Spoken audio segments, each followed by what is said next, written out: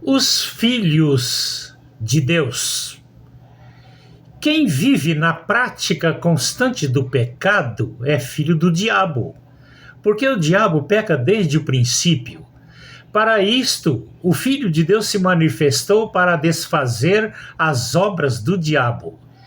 Qualquer que é nascido de Deus não vive na prática do pecado, porque a natureza de Deus está nele, e não consegue viver na prática do pecado, porque é nascido de Deus.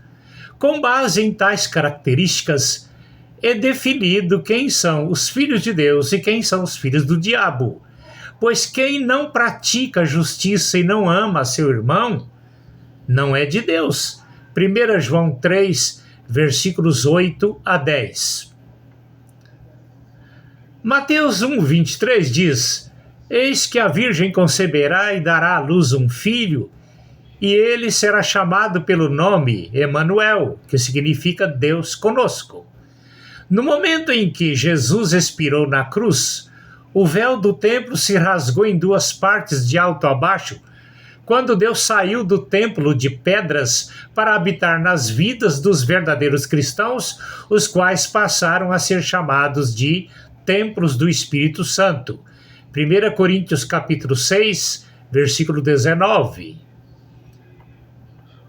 Ou não sabeis que o nosso corpo é o templo do Espírito Santo que habita em vós, proveniente de Deus, e que não sois de vós mesmos? 1 Coríntios 6, versículo 19. Gálatas 5, 19 a 21, registrou o comportamento dos filhos do diabo: prostituição, impureza, depravação sexual, idolatria, feitiçarias, inimizades, porfias, iras, dissensões, heresias, invejas, homicídios, bebedices, glutonarias e coisas semelhantes.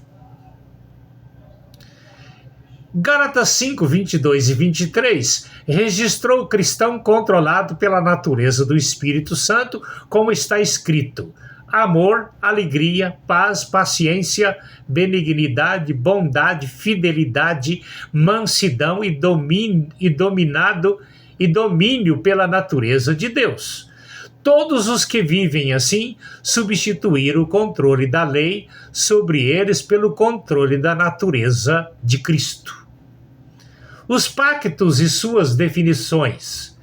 Um pacto de casamento é feito num cerimonial com duas alianças com duração até a morte de um dos cônjuges. O pacto de sangue. Esse acontece entre duas ou mais pessoas. Todo o pactuante faz um pequeno golpe no seu dedo, colocando um dedo colocado no dedo do outro e misturando assim o sangue. Assim o pacto é feito. O pacto com Cristo. Este acontece pela fé no sangue de Jesus derramado na cruz. O pacto do apóstolo Paulo com Cristo foi pela fé, figurado nas palavras do texto: já estou crucificado com Cristo, e vivo, não mais eu, mas Cristo vive em mim. E a vida que agora vivo na carne, vivo-a na fé do Filho de Deus, o qual me amou e se entregou a si mesmo por mim. Gálatas 2, 20, ou seja, Gálatas 3, 20. Quando pela fé eu escolhi sacrificar todos os meus desejos carnais, conforme os mencionados em Gálatas 5, 19 a 21, assim de me identificar como crucificado com Cristo, assim como no Pentecostes, o Espírito Santo desceu em forma de línguas de fogo e se apossando de cada um ali presente no momento em que passei a me identificar com Cristo em seu sacrifício. O meu corpo passou a ser também chamado de templo do Espírito Santo, onde ele mora para toda a eternidade. A manifestação visível disso é que a minha vida e meu comportamento passaram a ser semelhantes aos de Cristo. Os apóstolos Tiago e Pedro, usam a mesma figura de gerado da entranha espiritual de Cristo. Pela iniciativa de Cristo, ele nos gerou pela palavra da verdade, para que fôssemos as primícias de suas criaturas. Tiago 1,18. A palavra é o próprio Cristo. Nós, sendo de novo gerados, não biologicamente, mas da palavra de Deus viva e que vive e que permanece para sempre. 1 Pedro 1,23. Na verdade, o Espírito Santo em nós nos faz um só corpo em Cristo. Usando a figura de o clone, assim como Eva era uma cópia genética de Adão, cada cristão é um clone espiritual de Cristo. A verdade é que neste mundo somos a extensão de Cristo. Em outras palavras, nós somos juntamente com Cristo filhos de Deus, portando a natureza de Cristo. Na verdade, esta mesma natureza de Cristo nos leva à identificação como cristãos, de fato e de verdade. O pacto com o diabo. Apocalipse 13, 16 e 17 prevê a marca da besta.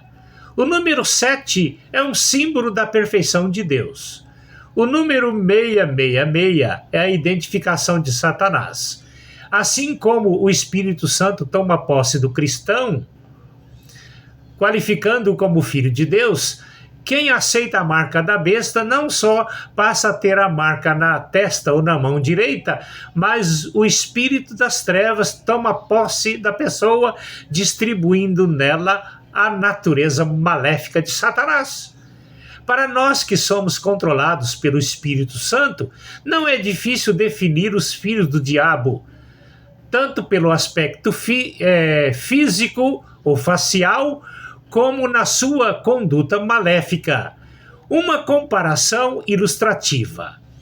Numa história, um escorpião pediu uma carona a uma tartaruga para atravessar o rio em suas costas. A princípio, a tartaruga questionou, dizendo: "Você vai me ferir com esse ferrão envenenado."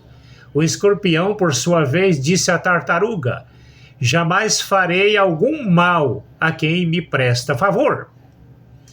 A tartaruga carregou o escorpião na travessia do rio. Ao chegar à praia do outro lado, o escorpião feriu a tartaruga com seu ferrão envenenado. Enquanto a tartaruga se contorcia de dor, o escorpião lhe disse: "Não consegui segurar a minha natureza.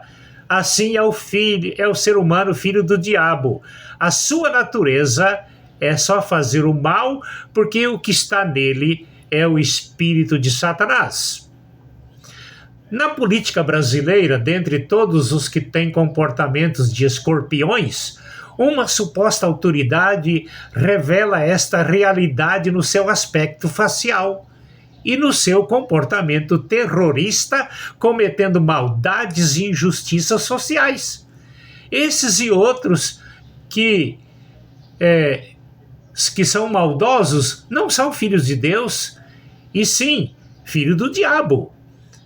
Quem está dizendo isso não sou eu, e sim a Bíblia, na primeira carta do apóstolo João, capítulo 3, versículos 4 a 10. Chamar elementos assim de irmãos é mesmo que chamar Satanás de irmão. Quando este e outros passarem por transformações espirituais em Cristo, como aconteceu com Saulo de Tarso ou com Paulo, que é a mesma pessoa, ganhará a natureza de Cristo. E quando isso acontecer, serão chamados pelos cristãos de irmã e de irmãos em Cristo, pois a Bíblia fala dos filhos de Deus e dos filhos do diabo. No sentido espiritual, você ouvinte, é filho de quem? De Deus ou do diabo?